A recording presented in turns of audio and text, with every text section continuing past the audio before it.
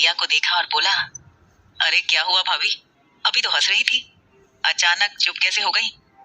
भाई ने आपको इशारों इशारों में डांट तो नहीं दिया? टिया उसे शॉक्ड होकर देखने लगी और अचानक ही उसके मुंह से निकला, भाभी। तो सब उसे देखने लगे। दादाजी बोले, बेटा तुम मेरे पोते की गर्लफ्रेंड हो ना? ये सुनकर टिया लगभग बेहोश होने वाली थी। वो चौंक कर बोली, गर्लफ्रेंड किसकी? तो दादाजी अश्वथ को अजीब नजरों से देखने लगे। आदित्य अपने भाई के बचाव में बोला, अरे मेरी प्यारी भाभी, क्या आप भी? अच्छा मैं तो भूल गया, आप इसलिए ऐसा बोल रही हैं ना क्योंकि भाई के साथ आपका झगड़ा हो गया है? डोंट वरी भाभी, भाई आपसे शादी करने वाले हैं, इसलिए तो यहाँ पर आपको लाए हैं। डोंट वरी, मैं हमेशा आपकी साइड में रहूंगा, हम दोनों मिलकर भाई की क्लास लेंगे। और उसने अश्वथ को देखा और अपने दादाजी की नजरों से बचते हुए एक आंख मारी। टिया शॉक्ड रह गई। अश्वथ ने उसे घूर कर देखा और आंखों में इशारा किया, जैसे वो बोल रहा हो, शायद तुम भूल रही हो कि तुम्हारे ऊपर 1 करोड़ का कर्जा है जो तुम चुका नहीं सकती, तो इसलिए अच्छा होगा कि मैं जैसा कहूं वैसा करो। मेरे हाँ में हाँ मिलाओ, तुम जानती नहीं हो मैं क्या कर सकता हूं। टिया को समझ आ गया। वो धीरे से बोली, आई एम सॉरी। तभी अश्वथ ने कहा, दादाजी आपको मेरी पसंद से कोई ऐतराज तो नहीं है ना? दादाजी हंसते हुए बोले, मुझे ऐतराज होगा? तुम्हें ऐसा लगता है? मेरे प्यारे पोते, अगर ऐतराज होता तो रात को ही तुम्हें घुसने नहीं देता। मुझे खुशी है कि तुम खुद मेरे लिए पोता बहू लेकर आए हो।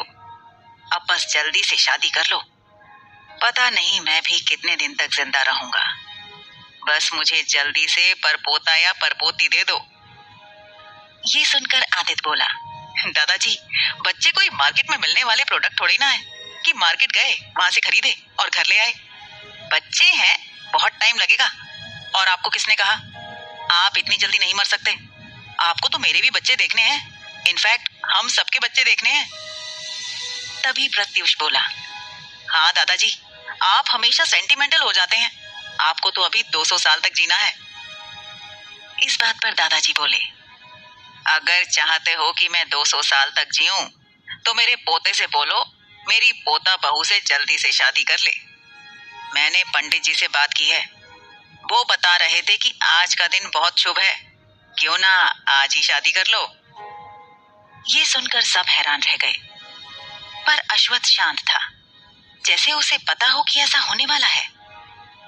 टिया मन में बोली, शादी? ये क्या हो रहा है मेरे साथ? भगवान आप क्या चाहते हो? वो ऊपर से नीचे तक कांप रही थी। अश्वथ ने उसकी हालत भांप ली और टेबल के नीचे से उसका थर थर कांपता हाथ टाइटली पकड़ लिया। टिया तो उसके पकड़ते ही और ज्यादा कांपने लगी। अश्वथ उससे धीरे से बोला, शांत हो जाओ, इतना क्यों कांप रही हो? मैं कौन सा तुम्हारी बलि चढ़ा रहा हूं? याद रखो, आई एम योर बॉस। ये सुनकर टिया खुद को नॉर्मल दिखाने की कोशिश करने लगी। वैसे भी वो अपनी सौतेली माँ और बहन के जुल्म सहने के बाद भी अपने पापा को ऐसा कुछ नहीं दिखाती थी। वो हमेशा उनके सामने ऐसा दिखाती थी कि वो खुश है। ये कहो कि अपने दर्द छुपाने में महारत हासिल कर ली थी उसने। अश्वथ उसकी उंगलियों के एक्यूपंक्चर पॉइंट को दबाने लगा ताकि वो कोई गड़बड़ ना कर दे। एक तरह से वो उसे शांत कर रहा था। अश्वथ के छूने से टिया के अंदर बिजली के झटके लग रहे थे। उसके दिल में तूफान उठ रहा था। उसे अश्वथ के छूने से नेगेटिव वाइब्स नहीं आ रही थी, उसे पॉजिटिव वाइब्स आ रही थी। तभी आदित्य जोर से दहाड़ते हुए बोला, क्या कहा दादाजी आपने? ओ माय गॉड, मेरे भाई की शादी आज ही होगी? वाओ वाओ, यानी मेरे भाई की शादी? पर दादाजी इतने कम टाइम में तो। इस बात पर दादाजी बोले, तुम सबको तो पता ही है, अगर इस शादी को हम सीक्रेट नहीं रखते हैं तो मेरी पोता बहू को नुकसान पहुंचाने वाले बहुत हैं और मैं ऐसा कुछ नहीं चाहता। तो ये सुनकर अश्वथ बोला, मुझे इससे कोई फर्क नहीं पड़ता दादाजी, पर हम कब तक छुपा कर रखेंगे? एक ना एक दिन तो सबको बताना ही पड़ेगा, और मेरे होते हुए ऐसा कौन कर सकता है? तभी आदित्य ने कहा, कौन कर सकता है? कौन कर सकता है का क्या मतलब है? हम सब जानते हैं ऐसा कौन कर सकता है। आई थिंक दादाजी इज राइट। सब पागलों की तरह चिल्लाने लगे। टिया की तो हालत खराब हो रही थी।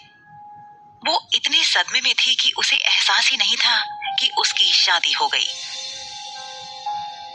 अश्वथ ने उसे जैसा कहा वैसा ही करती गई। उनकी शादी बस कुछ लोगों की मौजूदगी में ही हुई।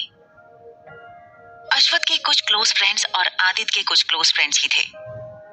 फिलहाल वो लोग तो पीकर टुन पड़े थे, जैसे अश्वथ की नहीं उनकी शादी हुई हो। टिया ने खुद को बड़े से मिरर में देखा।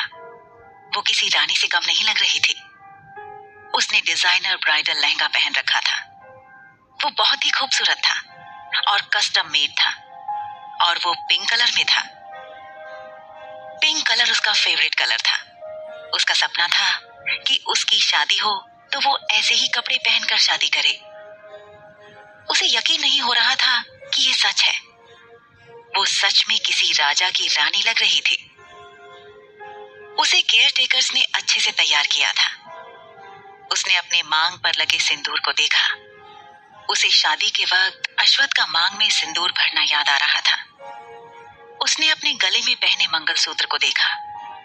वो इस तरह से डिजाइन किया गया था कि कोई कह ही नहीं सकता था कि वो मंगलसूत्र है। वो एक तरह का डिजाइनर पतली चेन का नेकलेस था। उसमें डबल ए का सिंबल था।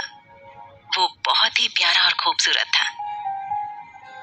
वो बड़े ध्यान से उस मंगलसूत्र को देख रही थी।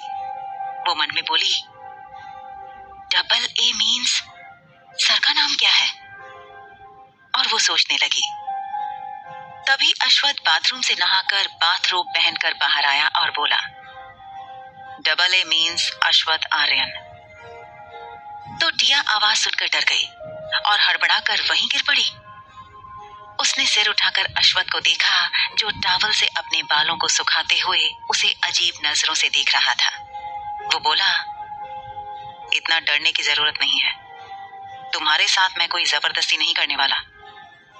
तुमसे शादी करने का मेरे पास एक सॉलिड रीजन है, और जैसा कि मेरा तुम पर 1 करोड़ का कर्ज है, तो तुम वही करोगी जो मैं कहूंगा, समझी? तो टिया ने जल्दी से हाँ में सिर हिलाया। तभी अश्वथ बोला, तुम कुछ बोलती क्यों नहीं? ऐसे गूंगी बहरी की तरह रिएक्ट करती रहती हो। तभी टिया डरते हुए बोली, जी जी जी मैं समझ गई। चलो मैं तुम्हें क्या करना है वो समझाता हूँ। ये कहकर उसने टिया की बाजू को पकड़कर उसे खड़ा किया। टिया तो डर के मारे कांप रही थी। अश्वथ ने उसे सोफे पर बैठाया और खुद भी बैठ गया और बोला, तुम्हें मेरी सारी बातें माननी पड़ेंगी, और जाहिर सी बात है कि अब तुम मेरी वाइफ हो तो तुम्हें पता होंगे ना वाइफ के काम। हाँ। गुड। मैंने तुम्हारे कॉलेज के डीन को तुम्हारे 2 हफ्ते की लीव एप्लीकेशन दे दी है, और एक बात अच्छे से अपने छोटे से दिमाग और दिल में उतार लो, तुम मेरी हो। अगर तुमने मुझे धोखा देने या मुझे छोड़कर जाने की सोची भी, तो मैं खुद भी नहीं जानता कि मैं तुम्हारे साथ क्या करूंगा। एंड डोंट वरी, तुम्हारी फैमिली की तरह यहाँ पर कोई तुम्हारे साथ मिसबिहेव नहीं करेगा। अश्वथ उसे सारे रूल्स रेगुलेशंस बताने लगा। टिया बस हाँ हाँ बोल रही थी। उसके अलावा बोल भी क्या सकती थी। सुबह टिया अच्छी और सुकून की नींद सोई। वो अभी भी नहीं उठी थी। अश्वथ सोफे पर बैठकर लैपटॉप पर काम कर रहा था। कॉफी टेबल पर कुछ फाइल्स रखी थी।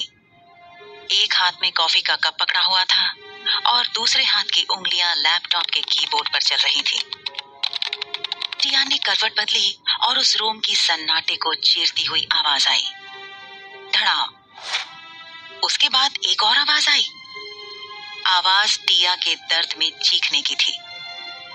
उसकी चीख सुनकर सब भाग कर आए, पर डोर के पास रुक गए। अरे अब तो अश्वथ की शादी हो गई है, अंदर नहीं जा सकते। ऐसे ही मुंह उठाए जाना उनकी प्राइवेसी को डिस्टर्ब करना होगा। इस बात पर ओहस बोला, आई थिंक ये चीख किसी और मामले की है। रचित ने कहा, तुम्हें बड़ा पता है, खुद तो सिंगल पड़े हो। हम सबको पता है वो अनरोमांटिक आदमी है।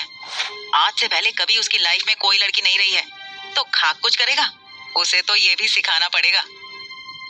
इस बात पर ओहस बोला, तुम भी तो सिंगल हो, और जोर से हंसने लगा।